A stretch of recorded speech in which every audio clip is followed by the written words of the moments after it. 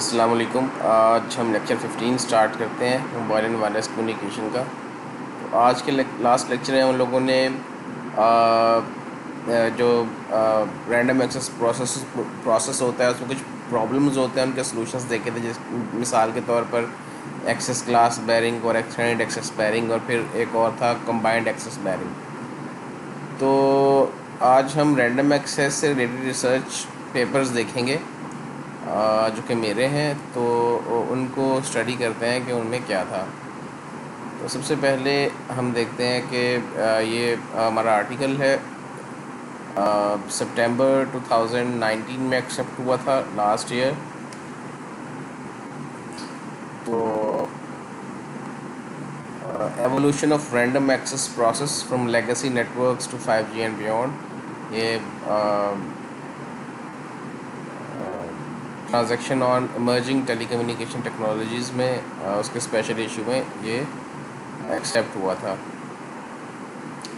इसमें एक्चुअली एक सर्वे पेपर था जिसमें हमने रैंडम एक्सेस प्रोसेस को देखने की कोशिश की कि जो पिछले 4G से पहला नेटवर्क था उसमें रैंडम एक्सेस प्रोसेस कैसे होता था, फिर 4G में कैसे हुआ, करंटली क्या है और आगे क्या सूरत हाल बनने जा रही है।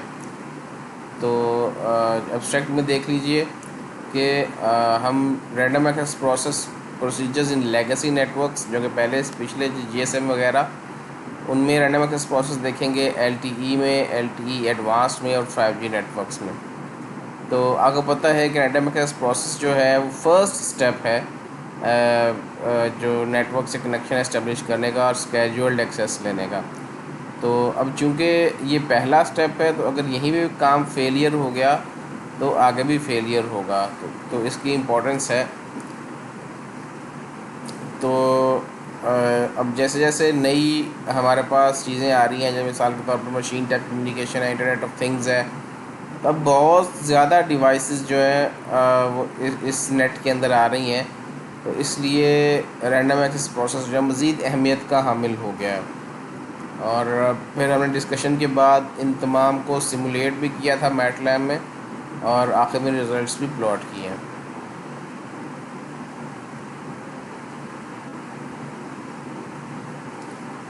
जी, तो सबसे पहले है random access procedure in legacy networks. Legacy networks का मतलब ये है कि GSM वगैरह में जो है वो नेटवर्क्स, यानी कि उसमें रैंडम एक्सेस प्रोसेस क्या था। तो जो 3G से पहले हमारे पास नेटवर्क्स थे वो GSM और WCDMA वगैरह थे। तो ये क्या होते थे, ये बहुत ही कम डेटा ट्रांसमिट करने के लिए होते थे, ये ज़्यादातर वॉइस ट्रैफिक के लिए हुआ करते थे। और जो रैंडम एक्सेस चैनल्स थे इसमें, यानी कि जिससे रैंडम एक्सेस हुआ करती है, वो स्लॉटेड अलोहा बेस्ड है और and are used to carry control information from UEs to setup initial connection. तो यानी कि कंट्रोल इंफॉर्मेशन लेते थे UE से ताकि कनेक्शन इस्टेब्लिश किया जा सके। तो GSM में क्या होता था, इन GSM each UE selects a rack slot for channel request transmission and waits for acknowledgement। तो GSM में क्या होता था, UE एक रैंडम एक्सेस चैनल की स्लॉट जो था वो रिक्वेस्ट करता था और उसकी एक्नॉलेजमेंट का वेट करता था।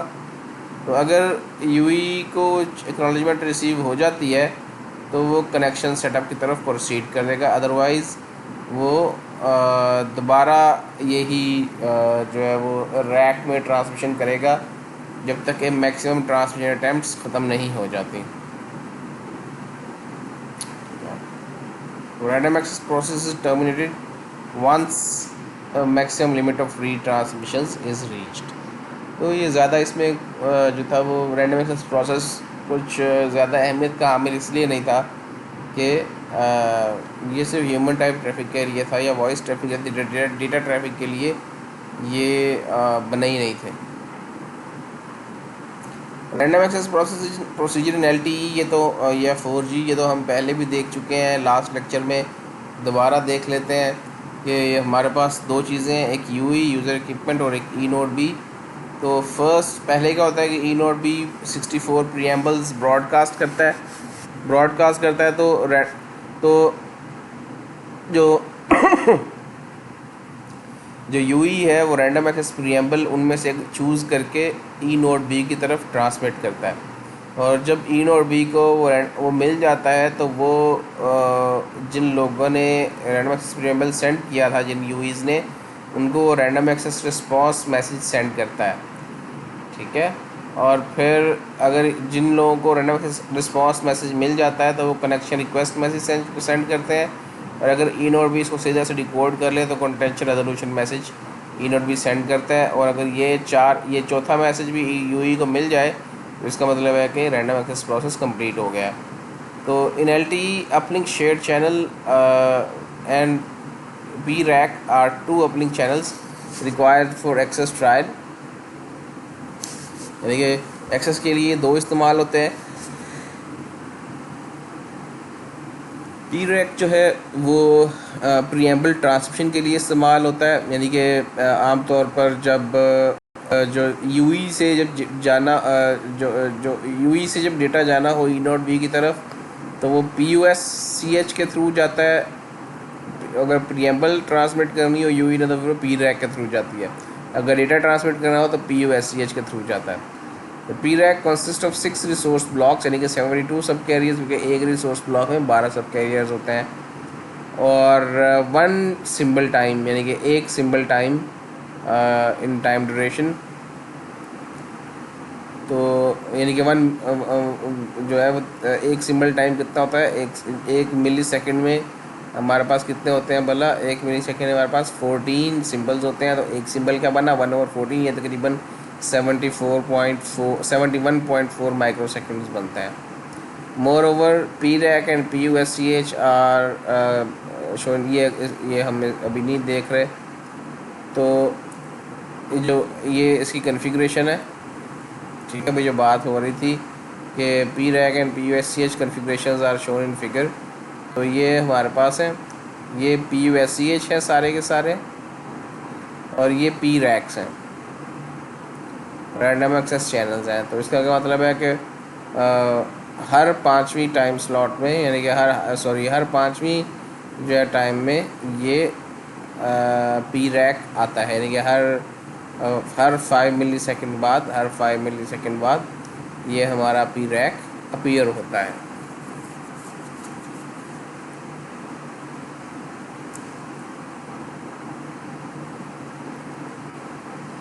ठीक है। तो वंस अगेन ये हमारे पास टोटल 64 टोटल प्रीएम्बल्स हैं। अच्छा, जो रैंडम एक्सेस प्रोसीजर होता है वो दो तरह से हो सकता है। एक कंटेंशन बेस्ड भी हो सकता है और कंटेंशन फ्री भी हो सकता है। कंटेंशन फ्री में प्रायोरिटीज सेट होती हैं, उसमें कोई भी यानी कि ऐसा नहीं होता कि तमाम यूज़र्स को इक्वल अपॉर्चुनिटी हो कि वो डेटा ट्रांसमिट कर सकें।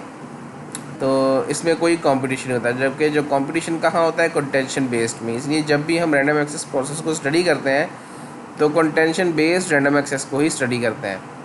ठीक है। 4 स्टेप प्रोसीजर है। ठीक है। पहले स्टेप में क्या है कि यूई ने प्रीएम्बल को ट्रांसमिट करना है। Select one of the M preambles and that are broadcast by e node B and sends its random access radio network temporary identity RARNTI, एक इसको भेज देगा, ई नोड बी को भेज देगा। तो और फिर स्टेप 2 में क्या है, UE waits until it receives RAR message. It receives RAR message which contains new identity UE called CRNTI, यानी कि Cell Radio Network Temporary Identity from E node B. In step 3, after successfully decoding step 2, it sends connection request message to E node B mentioning connection establishment cause, कि भाई जो हम connection establish करना चाहते हैं वो क्यों करना चाहते हैं। The next step, if E node B correctly decodes UE message, it sends contention resolution message to UE. अगर ये इसको सही तरह डिकोड कर ले तो कनेक्शन रेजोल्यूशन मैसेज सेंड कर देता है। ये भी हो सकता है कि 2 से ज़्यादा लोग यूईज जो हैं वो सेम प्रीएम्बल सेलेक्ट करें, तो इस स्टेप पर आकर ई नोड बी को पता लगता है कि ये कोलिजन है। तो चूँकि दोनों ने सेम रिसोर्सेज पर सेंड कर रहे होते हैं तो ई नोड बी उसको डिकोड नहीं कर सकता, इसलिए कोलिजन होती है। तो this it may happen that two or more UEs select the same preamble. This results both UEs being assigned with same cell radio network identity in step 2. Thus both will transmit connection request message to E node B, और फिर E node B उनका message decode नहीं कर सकेगा. तो eventually at step 3 E node B is able to distinguish that two or more UEs have selected the same preamble and declares it as Boolean. देखिए इस third step से पहले ई node B को नहीं पता होता कि कुलियन होनी है या नहीं होनी. तीसरे स्टेप के एंड पर ई नोड बी को पता लगता है कि कुलियन हो चुकी है. यानी कि तीन जो है वो स्टेप्स लगते हैं ई नोड बी को समझने के लिए. ठीक है. तो वैसे इसमें क्या होता है कि इसमें 2 to 12 मिली सेकेंड का फ़र्क होता है, इसमें 5 मिली सेकेंड का फ़र्क होता है. यानी कि इतनी देर बाद ई नोड बी को पता लगेगा कि कुलियन हो चुकी है. कुलियन देख चुके हैं.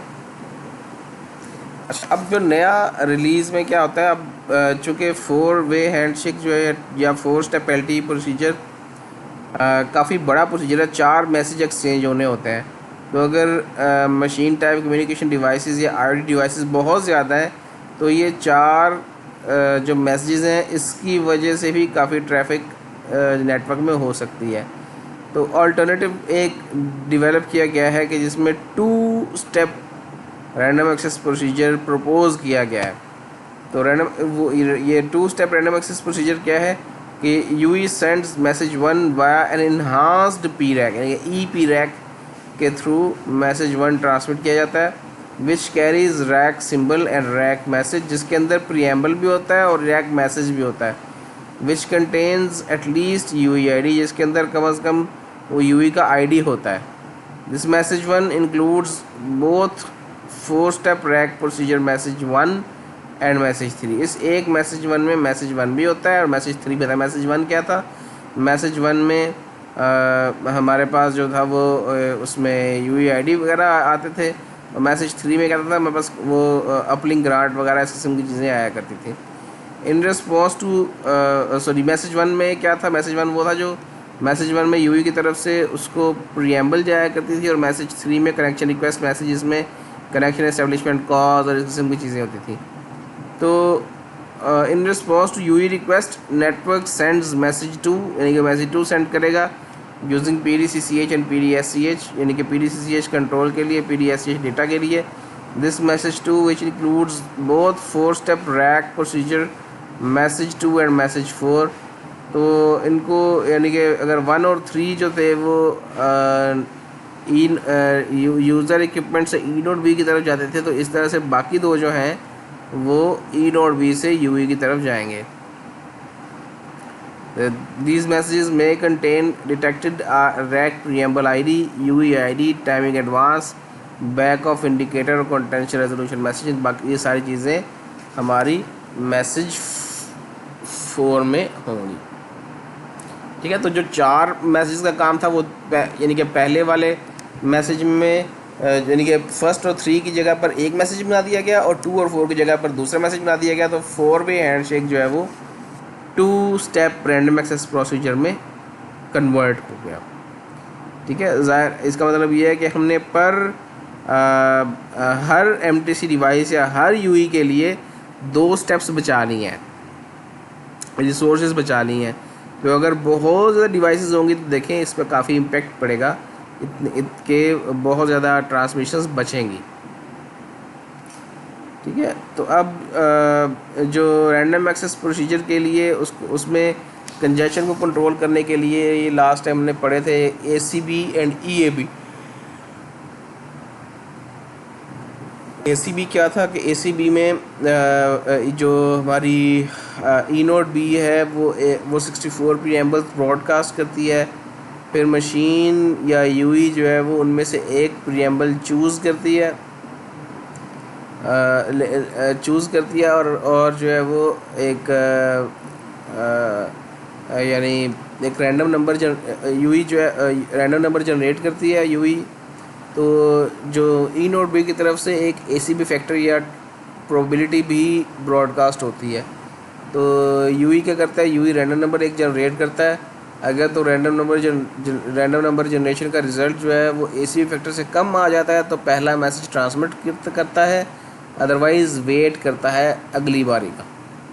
देखिए कि एमटीसी डिवाइस क्या है जी, उसको एसी फैक्टर ब्रॉडकास्ट हुआ था, तो उसने क्या किया, एक रैंडम नंबर जनरेट किया, अगर वो इससे कम है तो स्टार्ट ट्रांसमिट कर देगा फर्स्ट मैसेज, अगर नहीं है तो दोबारा रीट्राई करेगा आफ्टर सर्टन टाइम। इसके बरक्स EAB था। EAB क्या होता है कि ये डिसकंटिन्यूअस ट्रांसमिशन को सपोर्ट करता है। तो और और ये EAB में क्या होता था, EAB में अगर 10 क्लासेस हैं, 10 क्लास में से सिर्फ एक क्लास को ट्रांसमिशन की इजाज़त होती थी, बाकी 9 क्लासेस को ट्रांसमिशन की इजाज़त नहीं होती थी एक वक्त में। तो अब जो एक क्लास को ट्रांसमिशन की इजाज़त है, उस एक क्लास में भी बहुत से यूज़र्स हैं, तो हर यूज़र का अपना वेकिंग टाइम है कि किस वक्त उसने वेक होना है और ट्रांसमिशन की कोशिश करनी है। तो हर यूज़र इक्विपमेंट का यूई का अपना पेजिंग फ्रेम है और अपना पेजिंग ओकेजन है, ठीक है। तो वो अपने यूई अपने स्पेसिफिक पेजिंग फ्रेम और उसके अंदर पेजिंग ओकेजन पे जागता है और चेक करता है क्या उसकी क्लास जो है वो बार्ड तो नहीं है। अगर उसकी क्लास बार्ड है तो वो दोबारा स्लीप मोड में चला जाता है और अपनी बारी का इंतज़ार करता है, और अगर उसकी जो क्लास है वो बार्ड नहीं है तो वो ट्रांसमिट करता है, ठीक है। UE wakes up at PO within PF, UE reads SIV 14। अगर उसकी कैटेगरी बार्ड नहीं है तो ट्रांसमिट करेगा, कैटेगरी बार्ड है तो अगले साइकिल का वेट करेगा। और हमने ये देखा था कि ACB का टोटल सर्विस टाइम ज़्यादा होता है और EAB की कोलिजन प्रोबेबिलिटी कम होती है, यानी कि ACB की कोलिजन प्रोबेबिलिटी ज़्यादा होती है और TST कम होता है, जबकि EAB में TST ज़्यादा होता है और कोलिजन प्रोबेबिलिटी कम होती है। दोनों के रिजल्ट्स एक दूसरे से उलट हैं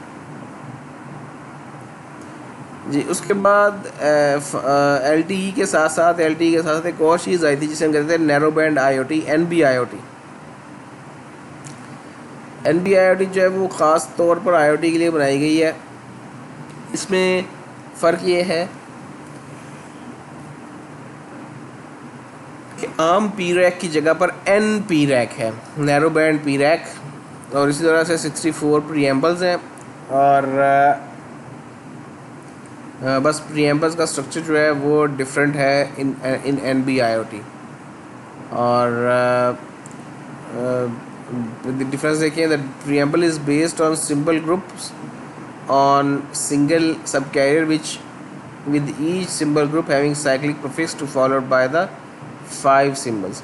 Two symbol formats, format 0, format 1 differ in cyclic prefix length, यानी कि दो उनकी cyclic prefix length यानी कि जो बिट्स हम अपेंड करते हैं उनकी लेंथ में डिफरेंस हो सकता है। The preamble is compose of 4 symbol groups, यानी कि 4 सिंबल ग्रुप्स पे कंपोज करता है एक प्रीएम्बल। और जो फ्रीक्वेंसी हॉपिंग है वो हर ग्रुप पे अप्लाई होती है। ईच यूई में repeat preamble transmission n times, हर यूई जो है वो फेलियर के केस में n टाइम्स ट्रांसमिशन जारी रख सकता है। n जो है 1 2 4 8 16 32 64 और 128 है, ठीक है। तो जो नंबर ऑफ़ ट्रांसमिशंस हैं n वो डिपेंड करता है कवरेज लेवल क्या है। कवरेज लेवल के 3 कवरेज लेवल्स हैं, एक coverage enhancement level 1, coverage enhancement level 2 और CE लेवल 3। तो CE लेवल 1 में क्या हो रहा है कि नॉर्मल रेडियो कंडीशंस है सबसे ज़्यादा, जबकि C13 जो है वो वर्स्ट रेडियो कंडीशंस हैं, और CE2 जो है वो CE1 और CE3 के दरमियान में कंडीशंस हैं, ठीक है जी।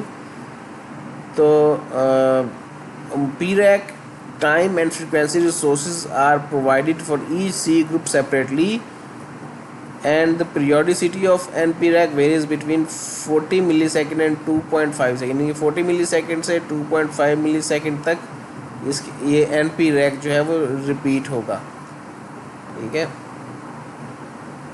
If NP rack occupies 12 subcarriers, then among these 12 subcarriers, UE selects a subcarrier for transmission of first preamble symbol group, and the next three groups are determined on the position of the first group. तो अगर 12 सब carriers हैं तो 12 सब carriers में से जो Yui है सिर्फ पहले ग्रुप की नॉमिनेशन करेगा, उसको सिलेक्ट करेगा, और बाकी जो ग्रुप्स हैं वो सारे के सारे क्या हो जाएंगे, वो उसी को ही इस्तेमाल करेंगे, फर्स्ट ग्रुप वाले को। ठीक है जी। तो जो फोर्थ स्टेप है रैंडम एक्सेस प्रोसीजर का वो LTE की तरह से ही है। NB-IoT में भी पहले स्टेप में UE sends a preamble to eNodeB. ठीक है जी। Moreover, UE then calculates random access radio network temporary identity RARNTI to get in message 2. After transmission of preamble is done in step 1, UE waits for RAR message from eNode B within the time window.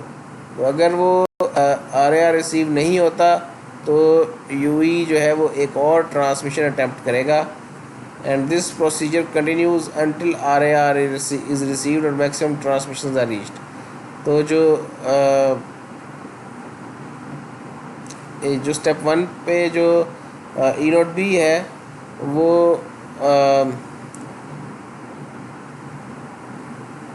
RAR message का wait करेगा। अगर RAR receive नहीं होता तो वो फिर कोई और प्रीएम्बल ट्रांसमिट करेगा जब तक कि RAR रिसीव नहीं होता या मैक्सिमम लिमिट आ नहीं जाती। तो अगर तो मैक्सिमम लिमिट आ गई है तो इसका मतलब है कि उसका मैसेज, पहला मैसेज ही रिकॉर्ड नहीं हो रहा, तो वो अपना कवरेज इन्हांसमेंट लेवल बढ़ा देगा। ठीक है, नहीं अगर 3 था तो 3 से 2 हो जाएगा, और अगर 2 था तो 2 से 1 हो जाएगा। ठीक है, अगर मैक्सिमम ट्रांसमिशन आ जाती है और आखिरी सी लेवल करने से भी ये ट्रांसमिशन सक्सेसफुल नहीं हो रही तो इसको फेलियर डिक्लेयर करके बाकी लेयर्स को बताया जा सकता है। जी random access procedure in 5G and beyond. तो 5G और बियॉन्ड में अगर 6G वगैरह में क्या कॉन्सेप्ट है रैंडम एक्सेस प्रोसीजर का। जब हम 5G की बात करते हैं तो 5G के साथ बहुत से चैलेंजेस और बहुत से गोल्स हमारे सामने आते हैं। ये लेफ़्ट साइड पर, राइट साइड पर जो आपको फिगर नज़र आ रही है, ये 5G की रिक्वायरमेंट्स हैं। Massive type communication, massive machine type communication, network energy, area traffic capacity, enhance mobile broadband, peak data rate, high importance, user experience data rate, spectrum efficiency और मोबिलिटी, ये तमाम के तमाम जो है वो, और ultra reliable low latency communication, इसको URLLC भी कहते हैं, काफ़ी हॉट एरिया आजकल, तो रिसर्च एरिया। तो ये सारे के सारे प्रॉपर्टीज़ हैं 5G कम्युनिकेशन को रिप्रेजेंट करती हैं, और इन सब की वैल्यूज़ जो हैं वो कमिट की गई हैं या सेट की गई हैं कि किसी भी नेटवर्क का 5G में होने के लिए इन तमाम की ये वाली वैल्यूज़ होनी चाहिए। मिसाल के तौर पे जो कनेक्शन डेंसिटी है, यानी कि ये वाली कनेक्शन डेंसिटी, यानी कि नंबर ऑफ़ यूज़र्स पर किलोमीटर स्क्वायर, ये क्या होनी चाहिए, ये 1 मिलियन होनी चाहिए।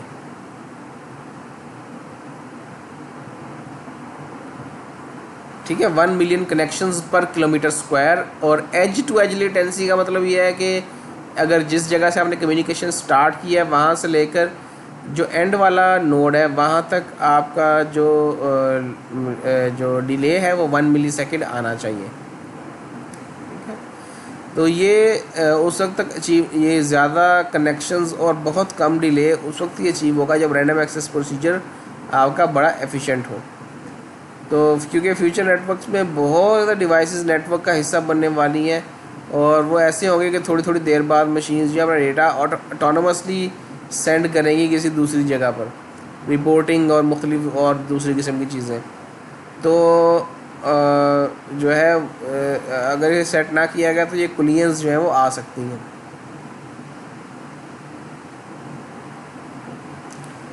ठीक है, 5G में हमारी जो मॉड्यूलेशन टेक्निक है वो नोमा से शिफ्ट होकर ओमा में आ गई है, सॉरी ओमा से शिफ्ट होकर नोमा में आ गई है। ओमा क्या होती थी, ऑर्थोगोनल मल्टीपल एक्सेस, जैसे हमारे पास OFDM थी ना, orthogonal frequency division multiple access थी। इसका क्या मतलब था कि अगर हमने जो एक सब कैरियर है ना, एक सब कैरियर, तो एक सब कैरियर पे एक ही यूज़र ट्रांसमिट करेगा। अगर एक सब कैरियर पे दो यूज़र ट्रांसमिट कर देते थे तो कोलिजन होती थी, और फ्रीक्वेंसीज़ का आपस में ऑर्थोगोनल होना ज़रूरी होता था ताकि इंटरफेरेंस ना हो सके, एक फ्रीक्वेंसी का दूसरी फ्रीक्वेंसी में इंटरफेरेंस ना हो सके। अब जो फोकस शिफ्ट हुआ उसका इसका 5G के ऊपर, तो अब जो ओमा से तवज्जो हट के नोमा की तरफ जा रही है, नॉन ऑर्थोगोनल मल्टीपल एक्सेस। इसमें क्या होता है, नॉन ऑर्थोगोनल मल्टीपल एक्सेस में, इसमें ऑर्थोगोनैलिटी नहीं देखी जाती, यानी कि इंटरफेरेंस को अलाउ किया जाता है, कोई बात नहीं इंटरफेरेंस हो जाए। तो एक ही रिसोर्स के ऊपर मल्टीपल यूज़र्स का डेटा भेजा जाता है, मल्टीपल यूज़र का डेटा भेजा जाता है, और रिसीवर साइड पर इस तरह की टेक्निक्स इस्तेमाल की जाती हैं कि वो जो मल्टीपल यूज़र्स का डेटा अलहदा जो है वो डिकोड हो जाए। ठीक है, तो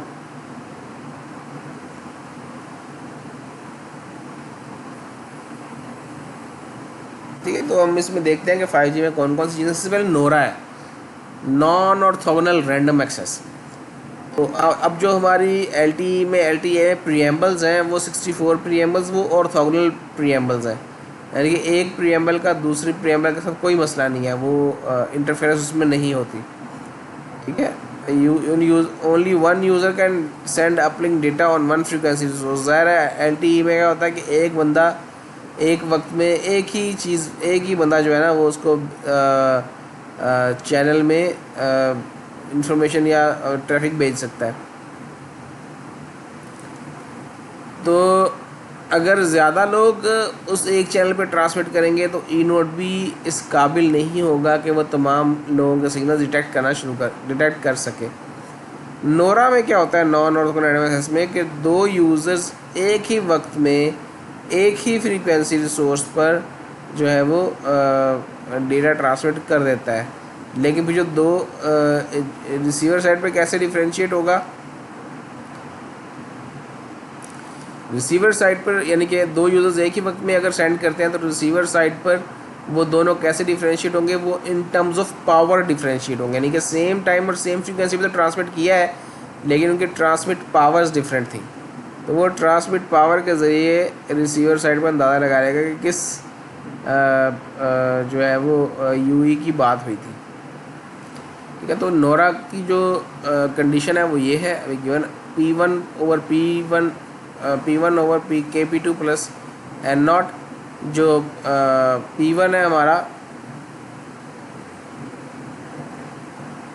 ठीक है, वो ज़ाहिर है P2 से बड़ा है, और K क्या डिनोट करता है, K डिनोट करता है number of UEs that are being paired for the timing, and for the timing it is considered as 2। तो अभी फ़िलहाल हम दो यूज़र्स को देखते हैं, P1 और P2 को, तो फ़िलहाल इस केस में सिर्फ दो ही यूज़ हैं। तो अब चूँकि UE1 आमतौर पर ये एज्यूम किया जाता है कि UE1 जो है वो बेस स्टेशन के या ई नोड बी के ज़्यादा करीब है, और ई नोड B2 बेस स्टेशन के बहुत ज़्यादा दूर है। तो अगर अगर ऐसा है तो UE1 की रिसीव्ड पावर ज़्यादा होगी, UE2 की रिसीव्ड पावर कम होगी। तो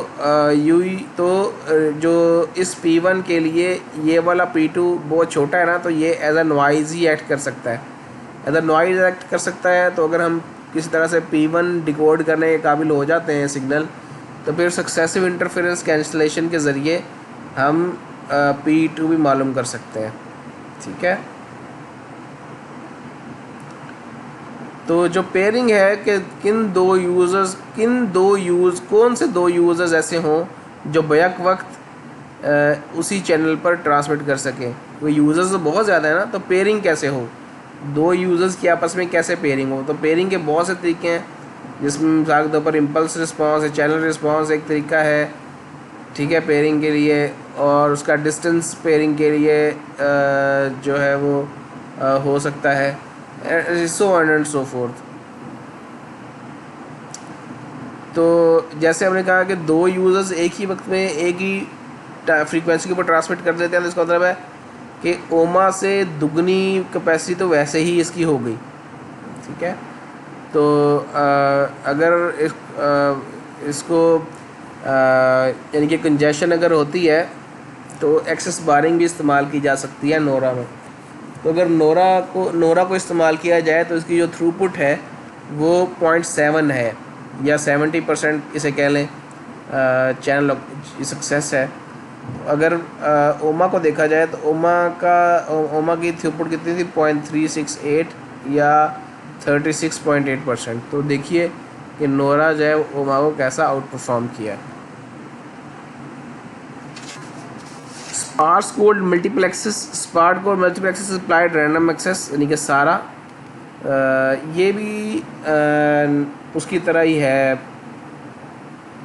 नोमा की तरह ही, कि इसमें भी दो यूज़र्स एक ही वक्त में और एक ही फ्रीक्वेंसी की वो डेटा ट्रांसमिट करते हैं। लेकिन नोरा में क्या होता था कि जो दो यूज़र्स हैं वो डिफरेंशिएट होते थे इन टर्म्स ऑफ पावर, और सारा में क्या होगा, दोनों डिफरेंशिएट होंगे इन टर्म्स ऑफ कोड। ठीक है जी। तो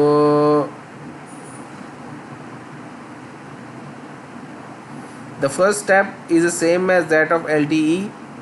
ठीक है जी, LTE की तरह का स्टेप है। Second step, the gNodeB sends RAR message to device.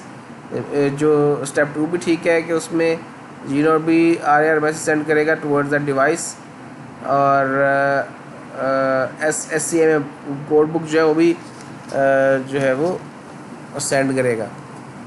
In the third step MTC device selects one code book. तो थर्ड स्टेप में MTC कोई एक कोड बुक सेलेक्ट कर लेगा अपने लिए, और थर्ड मैसेज के अलॉन्ग ही वो ट्रांसमिट कर देगा जहाँ वो MTC होगा। तो इसका मतलब ये है कि we have more successful iterations as compared with conventional 4G random access procedure. तो इस तरह से हमें ज़्यादा सक्सेसफुल ट्रांसमिशंस मिलती है। तो सारा जो है वो कि कोड्स और कोड बुक्स पे डिपेंड करता है।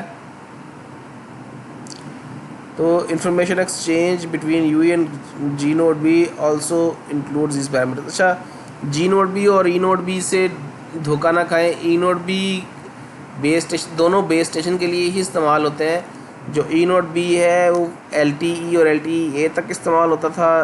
तो 5G में जब से गए हैं तो इसको ई नोड बी को जो है वो जी नोड बी कहना शुरू कर दिया।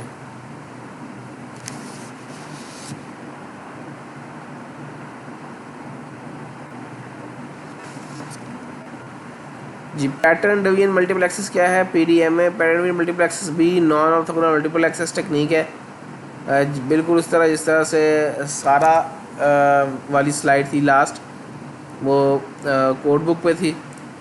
तो पैटर्न डिवीजन मल्टीपल एक्सेस में क्या होता है, इसमें भी हम मल्टीपल यूज़र्स का डेटा एक ही टाइम फ्रीक्वेंसी रिस्पॉन्स में भेजते हैं। तो ये फिगर जो है वो गिवन है।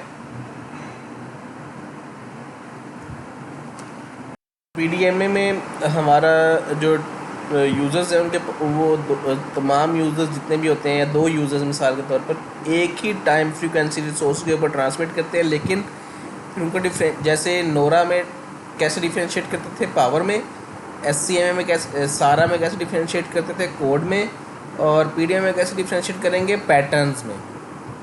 जैसे ये देखिए कि 6 यूज़र्स का डेटा है और उसे 4 UEs में ट्रांसमिट किया गया है। ठीक है, तो ये हर एक का अपना अपना पैटर्न है, हर एक का अपना अपना पैटर्न है।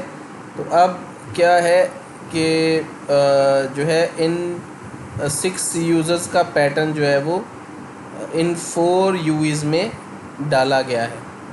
ठीक है, यानी कि अब देखिए कि RE1 जो है, RE1 में किस किस का डेटा है? RE1 में है यूज़र 1 का, यूज़र 2 का और यूज़र 3 का। जबकि RE2 में किस किस का डेटा है? RE2 में डेटा है यूज़र 1 का, यूज़र 2 का, यूज़र 4 का। इसमें किसका डेटा है? 3 में यूज़र 1 का, यूज़र 2 का,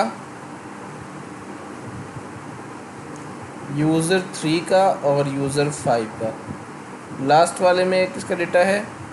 लास्ट वाले में है यूज़र 4 का, यूज़र 5 का और यूज़र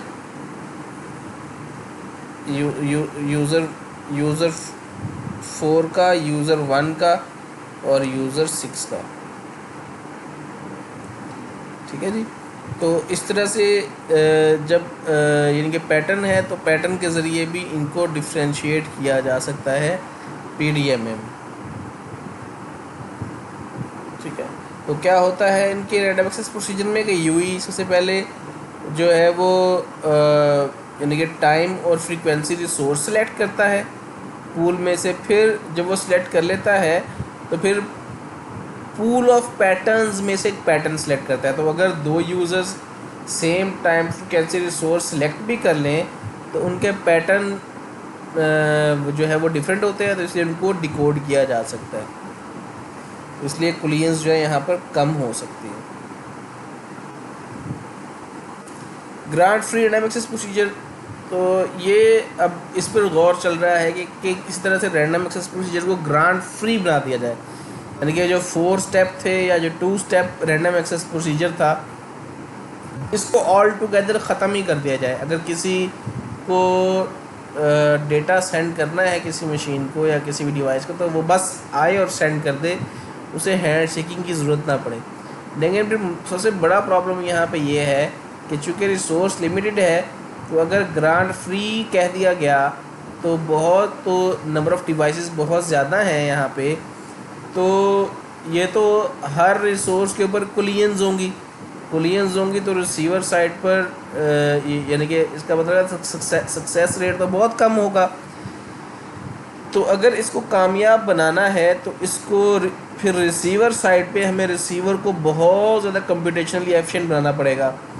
कि अगर मिसाल के तौर पर ग्रांट फ्री रैंडम एक्सेस है, उसमें अगर दो यूज़र सेम प्रीएम्बल भी सिलेक्ट कर सेम टाइम फ्रीक्वेंसी रिसोर्स के ऊपर ट्रांसमिट कर देते हैं, तो रिसीवर साइड इतना पावरफुल होनी चाहिए कि वो उन दो को डिकोड कर सके। तो मल्टी यूज़र डिटेक्शन कर सके। मल्टी यूज़र डिटेक्शन का मतलब ये है कि दो यूज़र्स की प्रेजेंस को डिटेक्ट कर सके, यानी दो या दो से ज़्यादा यूज़र्स की डिटेक्शन को जो है वो कह सके कि दो या दो से ज़्यादा यूज़र्स हैं, डिटेक्ट कर सके और फिर उस हिसाब से सिग्नल को डिकोड कर सके। तो अभी तक वैसे कोई खातिर खा grant free random access procedure में जो है वो ब्रेक थ्रू नहीं हुआ। अभी इस पे काम चल रहा है कि ऐसी कौन सी viable grant free random access बना ली जाए। अभी तक जो ग्रांट फ्री रैंडम एक्सेस है वो जितने भी आपको ग्रांट फ्री रैंडम एक्सेस की रिसर्च आपको लिटरेचर में मिलेगी, वो उसमें क्या किया हुआ है, उसमें बस जो प्रीएम्बल सेलेक्ट करते थे ना हम, उस पूल को बढ़ा दिया गया। तो उस पूल को बढ़ाने की वजह से प्रोबेबिलिटी बहुत कम हो जाती है कि दो यूज़र सेम रिसोर्स सेलेक्ट कर लें। तो जितने भी ग्रांट फ्री रैंडम एक्सेस है वो इसी जो है ना कॉन्सेप्ट पे चल रहा है। अभी तक proper grant free random access procedure आया नहीं है।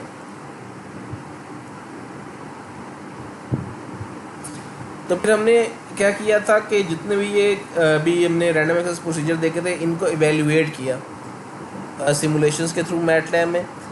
तो ये बीटा डिस्ट्रीब्यूशन है, ये जो टेक्निकल रिपोर्ट्स हैं हमारी 3 GBP की, उसमें से हमने ये लिया था, यानी कि रेफरेंस मॉडल के अराइवल पैटर्न क्या होगा, यानी कि मशीन MTC डिवाइसेस या IoT डिवाइसेस कैसे नेटवर्क का हिस्सा बनेगी।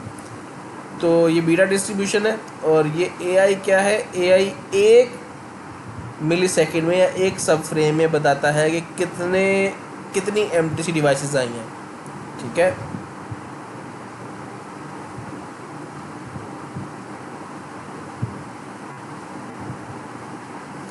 तो ये कुछ रिजल्ट थे।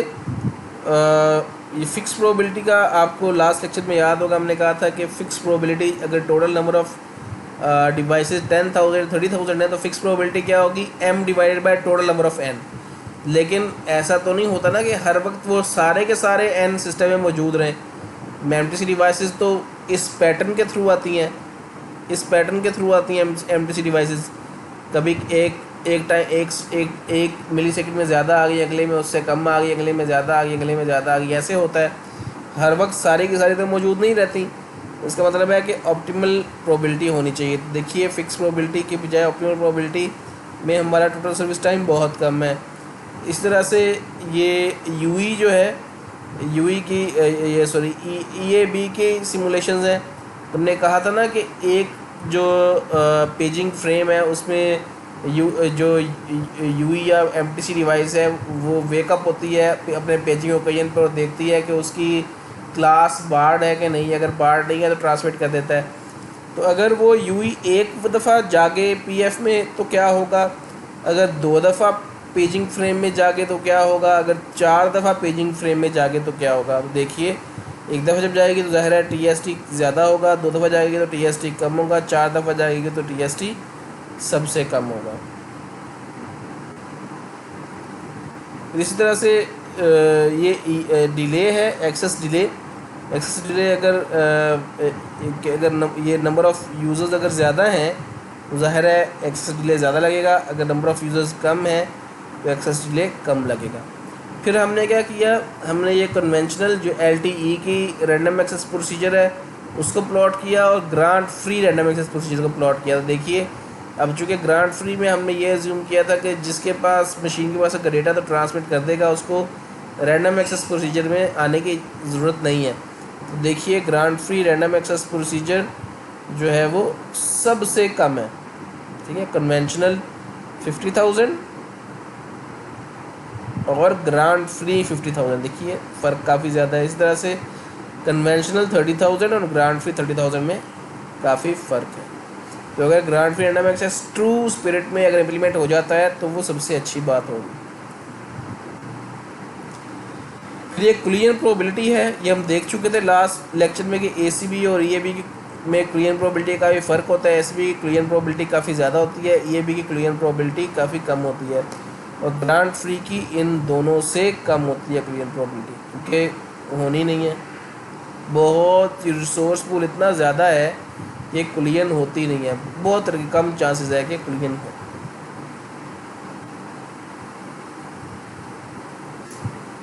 ठीक है जी, तो ये कंक्लूजन है कि भाई पहले सिर्फ वॉइस ट्रैफिक पे हमारा काम होता था लेगेसी नेटवर्क्स में, एलटीई वगैरह में डेटा की तरफ तवज्जो गई तो रैंडम एक्सेस प्रोसीजर आया। अब फिर उसको इम्प्रूवमेंट के लिए मुख्तलिफ तरीके आए, इस एक्सेस क्लास पेयरिंग आया, एक्सीडेंट एक्सेस पेयरिंग आया, और फिर नॉन ऑर्थोगोनल टेक्निक्स हैं जिसमें नोरा था, सारा था और पीडीएम में था। तो फिर उस अगर सबसे अच्छा क्या होगा, ग्रांट फ्री जो है वो हो जाए तो सबसे अच्छा हो जाए। तो ये एक और पेपर हम देखते हैं कि ये recursive pseudo Bayesian access class barring है। तो ये पेपर हमारा जो है वो सितंबर 2017 का है। तो इसमें हमने क्या किया था, एलटीई में आमतौर पर ज़ाहिर है हमने कहा था रैंडम एक्सेस प्रोसीजर है, डिवाइसेस बहुत ज़्यादा हो जाती हैं। तो हमने कहा था ना कि जो ऑप्टिमल प्रोबेबिलिटी है वो नंबर ऑफ़ डिवाइसेस पे डिपेंड करती है, स्मॉल एन के ऊपर। तो कि कितनी उस वक्त एमटीसी डिवाइसेस जो हैं वो सिस्टम में मौजूद हैं, लेकिन ये वाली इंफॉर्मेशन ई नोड बी को पता नहीं होती। तो अगर ई नोड बी को पता ही नहीं होती कि नंबर ऑफ़ एमटीसी डिवाइसेस कितने हैं, तो वो ऑप्टिमल प्रोबेबिलिटी कैलकुलेट कैसे करेगा और फिर ब्रॉडकास्ट कैसे करेगा। तो इस पेपर में हमने ये बताया था कि उसको एस्टिमेट कैसे करते हैं। एस्टिमेट हम कैसे करेंगे, सूडो बेसियन एल्गोरिथम के ज़रिए, और किसकी बेस पे एस्टिमेट करेंगे, चैनल की आउटकम की बेस पे। कि अगर हमारे पास 64 प्रीएम्बल्स है मिसाल के तौर पर, तो 64 प्रीएम्बल में से कितनी आइडल गई, कितनी पे सक्सेस हुई और कितनी पे कोलिजन हुई, इस इन्फॉर्मेशन को लेकर हम जो है वो एस्टिमेट करेंगे। अब ये देखिए, चलिए आगे अब मैं आपको बताता हूँ कि ये हम पहले बात कर चुके हैं प्रॉब्लम स्टेटमेंट में कि नंबर ऑफ़ यूज़र्स बहुत ज़्यादा हो रहे हैं, तो रैंडम एक्सेस प्रोसीजर को बेहतर बनाने की ज़रूरत है। ये पहले भी काफ़ी दफ़ा बात हो चुकी है। अब है क्या कि हमने कहा था ना कि अब जो नंबर ऑफ़ डिवाइसेस हैं वो ई नोड बी को नहीं पता होता, तो हमें एस्टिमेट करना है। तो एस्टिमेट हम कैसे करेंगे, एस्टिमेट हम कर सकते हैं नंबर ऑफ़ आइडल प्रीएम्बल से, सक्सेसफुल प्रीएम्बल से और कुलियन प्रीएम्बल से। लेकिन प्रॉब्लम ये है कि ई नोड बी को तो कुलियन का और सक्सेस का जाके कहाँ पता लगता है, तीसरे स्टेप पे पता लगता है। पहले स्टेप तक तो पता ही नहीं लगता कि सक्सेस है या कुलियन है। तो इसका मतलब यह है कि हम सक्सेस और कुलियन की इंफॉर्मेशन को इस्तेमाल नहीं कर सकते। सिर्फ किसको इस्तेमाल कर सकते हैं, आइडल प्रीएम्बल की, कि ये अगर आइडल अगर कोई खाली गया है प्रीएम्बल तो उसकी इंफॉर्मेशन को इस्तेमाल करके हम जो है नंबर ऑफ़ यूज़र्स या number of MTC devices estimate कर सकते हैं। और फिर उसकी अगर एस्टिमेशन हो गई है हमारे पास, उसकी बेस पे हम ऑप्टिमल प्रोबेबिलिटी फाइंड कर सकते हैं या ऑप्टिमल एसीवी फैक्टर फाइंड कर सकते हैं। ठीक है, तो सिस्टम मॉडल क्या है कि हमारे पास एम प्रीएम्बल्स है, M maximum 64, e node B है और ये हमारे पास M M T C devices हैं। तो चैनल्स आपको पता है कि प्रीएम्बल्स की तरह से होती हैं, प्रीएम्बल्स चैनल की तरह से होते हैं, transmitters M T C devices तो हैं और ट्रांसमिट प्रोबेबिलिटी एसीवी फैक्टर है। तो ये पुराना रैंडम एक्सेस प्रोसीजर है, ये तो हम काफ़ी दफ़ा एक्सप्लेन कर चुके हैं। 4 स्टेप रैंडम एक्सेस प्रोसीजर है, 3rd स्टेप पर जाकर कुलियन होनी है, इससे पहले कुलियन डिटेक्ट नहीं होती। ठीक है, फिर ये एल्गोरिदम है सूडो बेसिन एल्गोरिदम। ये क्या करता है, ये number of active MTC devices in a system, ये इसको एस्टिमेट करता है। होता क्या है कि हम स्टार्ट में एक प्रोबेबिलिटी एज्यूम करते हैं, फ़िलहाल p = 1/μt। μt है number of MTC devices currently in a system. तो ये अप्रायरी इंफॉर्मेशन होती है, यानी कि एल्गोरिदम चलाने से पहले की इंफॉर्मेशन। फिर हम चैनल की आउटकम देखते हैं कि क्या चैनल की आउटकम आइडल है, सक्सेस है या कोलाइडेड है। तो इसकी बेस पर फिर हम इस जो बैकलॉग है या नंबर ऑफ़ डिवाइसेस हैं उसको अपडेट करते हैं इसकी बेस पे। तो ये पोस्टीरियर इन्फॉर्मेशन हो जाती है, यानी कि एल्गोरिथम चलाने के बाद जो इन्फॉर्मेशन है उसे पोस्टीरियर इन्फॉर्मेशन कहते हैं। तो अपडेट कर दिया म्यूटी को और फिर दोबारा इसको एसीवी फैक्टर को ब्रॉडकास्ट कर दिया।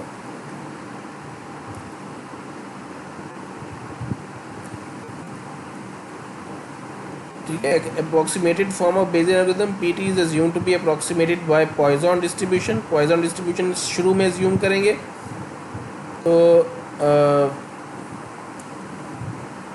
ये अभी फ़िलहाल समझ में नहीं आएगा सूडो बेसिक एल्गोरिथम। देखिए होता ये है कि एक्चुअल बेसिक एल्गोरिथम में क्या होता है कि हमें जो है वो हर स्लॉट के बाद पूरी डिस्ट्रीब्यूशन चाहिए होती है। तो ये पूरी डिस्ट्रीब्यूशन तो बनाना जो है ये बहुत ज़्यादा कंप्यूटेशनली एफिशिएंट है और टाइम टेकिंग है। तो हम क्या करते हैं, हम एज्यूम कर लेते हैं कि ये जो डिस्ट्रीब्यूशन है ये पॉइजन डिस्ट्रीब्यूशन है। तो फिर हम एक्चुअल डिस्ट्रीब्यूशन को फाइंड करने की बजाय हम उसका मीन फाइंड कर लेते हैं, यानी कि पॉइजन का मीन फाइंड कर लेते हैं। ठीक है, तो ये एल्गोरिथम्स हमने बनाए थे। ये एसीबी एल्गोरिथम है, सूडो बेसिक एल्गोरिथम, और ये एनहांस्ड सूडो बेसिक एल्गोरिथम। तो क्या होता है कि इनिशलाइज़ करते हैं हम कि जो ओरिजिनल सबसे पहले जो एसीवी फैक्टर था वो 1/m था और जो शुरू में एमटीसी डिवाइसेस थी वो m थी। तो अगर नंबर ऑफ़ आइडल प्रीएम्बल्स यानी कि m में से मिसाल के तौर पर अगर 64 प्रीएम्बल्स हैं तो 64 में से कितनी आइडल होंगी, तो उस आइडल को हमने कितना क्या कहा, r का नाम दे दिया। r जो है वो आइडल प्रीएम्बल्स को डिनोट करता है। तो अगर r प्रीएम्बल्स आइडल निकली हैं तो चेंज इन एमटीसी डिवाइसेस के नंबर ऑफ़ एमटी डिवाइस कितनी बढ़ेंगी या कम होगी वो इस फार्मूला से हम देख सकते हैं। और ये फार्मूला हमने पेपर में सिस्टम मॉडल से डिराइव किया था, इस रिज़ल्ट को डिराइव किया था। तो इसका मतलब है कि जो पहले से हमारे पास एमटीसी डिवाइसेस थी उनमें कितना चेंज आया, उनमें डेल्टा भी चेंज आया।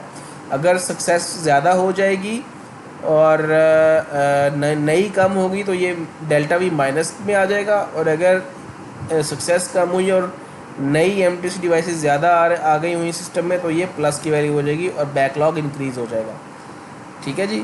AT जो है वो न्यू अराइवल के लिए है, CT जो है वो सक्सेस के लिए है। तो जो एनहांस्ड सूडो बेसिक एल्गोरिथम है ये यही एल्गोरिथम है, लेकिन इसमें हमने एमटीसी ट्रैफिक की बर्स्टी अराइवल को भी कंसिडर किया है। ये देखिए एक इफ़ कंडीशन ज़्यादा है। वो कैसे कि अगर मिसाल के तौर पर हमारे पास कोई भी आइडल नहीं होती, यानी कि सारी की सारी बिज़ी होती हैं, सारी की सारी बिज़ी होने का मतलब ये है कि ट्रैफिक बहुत ज़्यादा है सिस्टम में। तो लेकिन डेल्टा वी मैक्सिमम चेंज कितना आ रहा है, मैक्सिमम चेंज आ रहा है 0.582 मल्टीप्लाई बाय एम। तो चाहे जितनी मर्ज़ी ट्रैफिक ज़्यादा हो जाए, यानी कि नंबर ऑफ़ डिवाइसेस ज़्यादा आ जाए, मैक्सिमम चेंज इतनी आ सकती है। तो ये वाला फार्मूला बर्स्टी एरर को ठीक तरह से मॉडल नहीं कर रहा था। तो फिर हमने क्या किया, ये एक करेक्शन फैक्टर लगाया। करेक्शन फैक्टर क्या है, ये अगर डेल्टा वी पॉजिटिव है तो एक हम वेरिएबल लेते हैं, उसको इंक्रीमेंट करता जाए, और जब ये डेल्टा वी कैलकुलेट करें तो डेल्टा वी खाली डेल्टा वी ना हो बल्कि के टाइम्स डेल्टा वी हो, और जब इसकी वैल्यू नेगेटिव हो जाए तो इस के को ज़ीरो कर दें। तो और फिर आखिर में अपडेट कर दे बैकलॉग, और फिर नेक्स्ट स्लॉट के लिए एसीबी फैक्टर ब्रॉडकास्ट कर दें।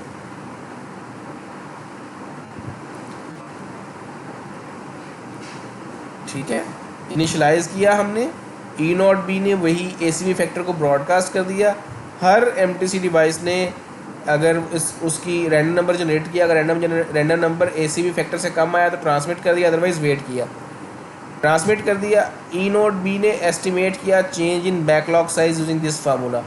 तो ये चेंज इन बैकलॉग साइज कैसे डिटर्मिन करता है, ये आई यानी कि नंबर ऑफ़ आइडल डिवाइसेस के ऊपर डिपेंड करता है। तो ये हमने प्रॉपरली डिराइव किया था, इस मैथमेटिकल रिजल्ट के ऊपर पहुँचे थे पेपर में। अगर delta U greater than zero है, यानी कि पॉजिटिव है, तो ये एक फैक्टर हमने बूस्टिंग फैक्टर या करेक्शन फैक्टर लगाया था, इसको ऐड करता जाए और डेल्टा यू को मल्टीप्लाई कर दे के साथ, और अगर ये ज़ीरो है तो कुछ भी ना करें। फिर अपडेट कर दे बैकलॉग साइज़ को, और अगली टाइम स्लॉट के लिए इस एसीबी फैक्टर को ब्रॉडकास्ट कर दे, क्योंकि एसीबी फैक्टर हर टाइम स्लॉट में ब्रॉडकास्ट होना है।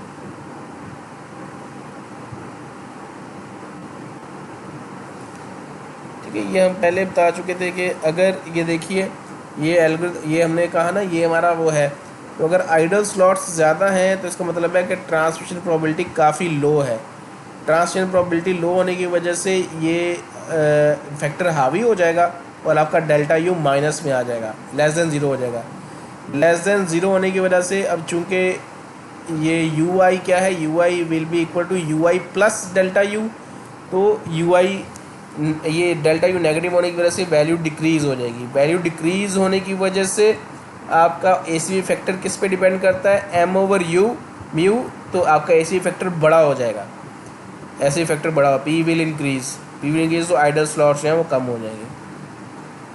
ठीक है, अगर आइडल स्लॉट्स कम हैं, यानी कि कोलाइडेड या सक्सेस ज़्यादा हैं, तो इसका मतलब है कि आपकी ट्रांसमिशन प्रोबेबिलिटी जो है वो बहुत ज़्यादा है। ट्रांसमिशन प्रोबेबिलिटी ज़्यादा होने की वजह से आपकी आइडल स्लॉट्स कम होंगी, डेल्टा यू पॉजिटिव आएगा। डेल्टा यू पॉजिटिव आने की वजह से यू भी बढ़ेगा, और यू बढ़ने की वजह से आपका पी कम हो जाएगा।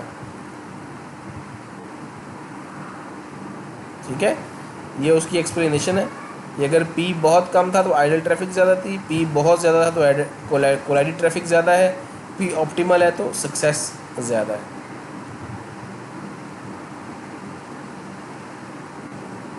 ठीक है, तो ये अगर M1 है, I0 है, तो मैक्सिमम डेल्टा यू 0.582 हो सकता है, तो जबकि एक्चुअल अराइवल काफ़ी ज़्यादा हो सकता है 0.8582 से ड्यू टू बर्स्टी अराइवल।